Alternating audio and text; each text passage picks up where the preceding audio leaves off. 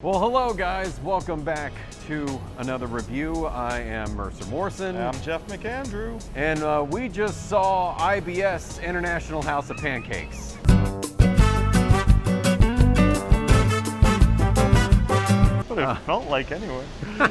Jeff, since you're my guest on this, what did you think of Men in Black International? It was perfectly mediocre. You know, I mean, it was straight out of the cookie cutter factory and felt nothing like any of the original films. So, perfectly mediocre to me. If you saw the first trailer and you were like predicting what might happen in the movie, You figured it out. you figured it out. You're exactly right. I was hoping that there would be some, it was kind of like when we watched The Intruder, we were hoping that there would be some sort of new Twist. Nope. Just plays. As a matter of fact, I think I texted you the big reveal like a week ago, and you're like, "Oh no, absolutely." Oh yeah, no, I knew from the trailers that what it was going to be. I can't believe, like, it is so like down the middle, mediocre that I was actually angry at this film. Yeah, and it did not feel like the original film. No. I mean, all right, we'll do the technical stuff first. Like, it's competently directed. You know, the acting's okay. I feel like nobody had a real script to work with. They all just kind of were like, ad-lib jokes here, and like it didn't really work. You know, it went in directions you knew exactly where it was going to go. It cribbed off of like a lot of movies like we had discussed when it was over. You know, and at the end of the day, it wasn't funny. The only thing that I liked was some of the alien designs were like kind of cool, but some were just bizarre. Yeah, some were bizarre. I did like Kamal as the little the Pawnee. That could have gotten real annoying real fast, but it didn't he made it work. Somehow. He was like, it did for a tiny bit. Right. I was actually really angry in the beginning when it showed her in the flashback of like her as a little kid, because I thought Men in Black was all about tying up loose ends and everything. And they were like, oh, what you saw was a blurpity derp. And they didn't do anything about it. They literally it was like the them. two worst MIB agents in history on the case. They flashed them and then they left. They're like, you're not going to try to capture the creature? No, just, you know, we're gone. And then the secondary thing was the aliens that are hunting after this like big treasure just appear in every scene. Like, there's no, like, how did they know where to go? No. Like, they just show up. It's just like this part of script they show up, this part of script they show up, this part of script, and again, it happens like 7 times. And again, you pointed out that this is the year of the shape-shifting aliens. Yeah, like, we're gonna take the face of the last guy we killed, like Captain Marvel and X-Men Dark Phoenix. Yeah, everyone just decided to copy off Terminator 2 like 30 years later. Yeah. Is essentially what it was. Shape-shifting is the new in for the villain. Why was there like a dance battle? Like in that one? It was supposed to be funny, I guess. No. But it wasn't. It was like awful. the alien like figured out the dance moves and just like started doing them. No, because the whole thing is like, once they turn to the aliens, they're like walking around. They are kind of doing like Evil T-1000, where he's like... Right. Yeah, like the menacing 1,000-yard stare. Yeah, that's what they're doing the whole time. And then all of a sudden they do this dance battle. They turn into... the evildoers do a dance battle. And I'm just like, I wanted to look at you and be like, am I actually seeing what I'm seeing? Yeah. But they literally do a dance battle. And I was just like, all their menacingness is out the window. I can't take them serious. The leads had no chemistry. Which is surprising. Hemsworth, yeah, because they're in Ragnarok. Yeah, they had great chemistry in Ragnarok. Hemsworth's character was terrible. They made him like, you know, oh, if you see the movie, he's changed. Like, you can figure out what happened to the point where his character is so unlikable, I actually didn't care what happened to him. No, and her character, she started out being like kind of cool and like, you know, humble. And then by the end, she's like a cocky too. So I'm like, I don't care about any of these characters anymore. Well, the thing about MIB is that aren't they supposed to be like very straight-laced and everything like that? Yes. Like, you can't have too much of it. Like, Will Smith was about as cavalier as it could get because he was competent, but he was also very cavalier. Right, but the funny thing was Hemsworth was just stupid. He was playing off a straight man who knew the job like 150%. In this, you have a guy that knows the job but like could care less, and then you have a rookie who kind of knows more about the job than the vet. It doesn't work. It doesn't work with the switch up. It didn't make sense. And then, you know, on top of it, they just kind of jump you into the film like it's like a soft reboot, but it's like a remake at the same time. And by the time you get to the end, you just don't care what happened. I really didn't care what happened.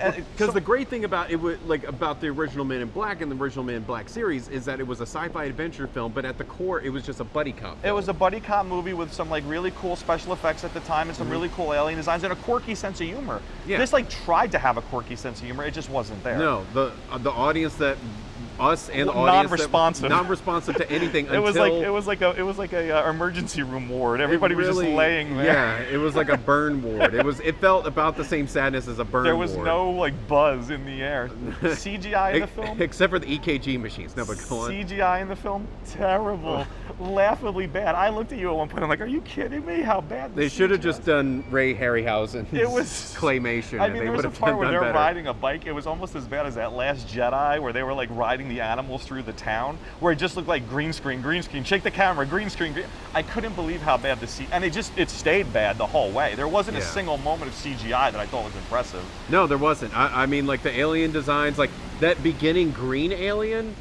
Oh yeah, I was like, what? Yeah, that literally was like a guy in a suit in Times Square. Yeah, that. I was just as soon as I saw that, I was like, oh, we're in for it. If this is like the first alien besides that little Mogwai thing at the very beginning, like, yeah. It's missing Sonnenfeld, Barry Sonnenfeld. Yeah. It's missing his touch. It really is, and it just doesn't have that campy feel. It almost feels like it got spit out of the MIB like formula machine. Like, you know, this has to happen, this has to happen, this has to happen. Because it's always about an object. Right. Every single movie is about like we got to return the object so the so-and-sos don't Every get it time, and blow then, up like, the universe or the world. The big secret of the object wasn't that cool. No. And then they ruined it in the trailer, like what it did.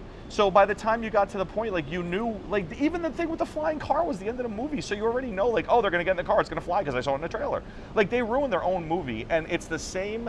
Like object formula, chase the thing down, you know, somebody's a traitor, something's going on, we got to figure out the big mystery, who's going to do it. Oh, and then all of a sudden there's going to be a moment of revelation where we figure out that this guy's like a mole.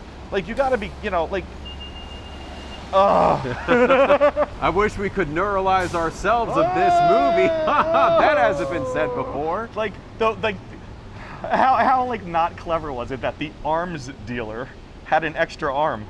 Did you even pick up on that? I did pick up on that. Because I picked up on it. Like they really went there. The arms dealer. I mean, well, that is the most clever thing in the film. That is the most clever thing. That's a testament to how poorly written this thing was. It felt like they had an outline and then they didn't have a script and they were like, hit these beats.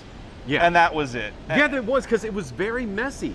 Yeah. It was very Every single thing is coincidence. There's no detective work in the film. No. It's like, oh, I know a guy in like Upper Jabib. And it just happens that the guy in Upper Jabib is part of the plot. No, for no reason other than the fact that like Chris Hemsworth's character knew the guy. Yeah, because obviously you have to keep referencing the original films, but it was very procedural. Like, we're gonna retrace our steps, we're gonna ask someone because we know that they're related to this. And yeah, everything here was just kind of arbitrary. Right, and then we'll get to a spot and like one person will be alive and that person will have all the info we need and then they may or may not die right afterwards. But what were some good things? No. It ended... A couple alien designs were cool. I'll stick by that. A couple, like not all of them. I did like when she first hit the headquarters and they had all of them around the way that they've done. And I like that they kept some of the old jokes, like which celebrities are aliens? And they didn't like harp on the joke. They just kind of had it there real fast. And it, you know, like rather than in the old movie where that was like a big thing. Yeah. You know, and then they had a little tribute to J and K, which was nice. You know, to acknowledge that they even existed in the universe. One of them should have showed up. Like at the end, at the beginning, or something. You weren't going to get that. I know, but it would have been nice. You know, that's it. That's it for good. The good was 2 minutes of good. And here's the thing. It's not bad. It's not like, holy God, this is the worst thing I've ever seen. No.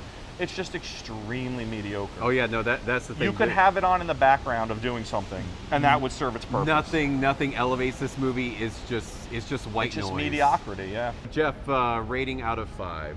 I'll give it the generous 2. It's probably a 1.5, but again, like it wasn't bad, so I'll just stick it with a 2. I'm actually with you right there. I'm gonna give it 2 out of 5 stars. Kept me entertained for the most part, but definitely not seeing it again. No, I wouldn't watch it. But anyway, guys, tell us what you thought of the movie if you've seen it. Also, don't forget to like, share, and subscribe. Also, like the Facebook page, AF1 Media. I have been Mercer Morrison. I'm Jeff McAndrew. See you later. Adios.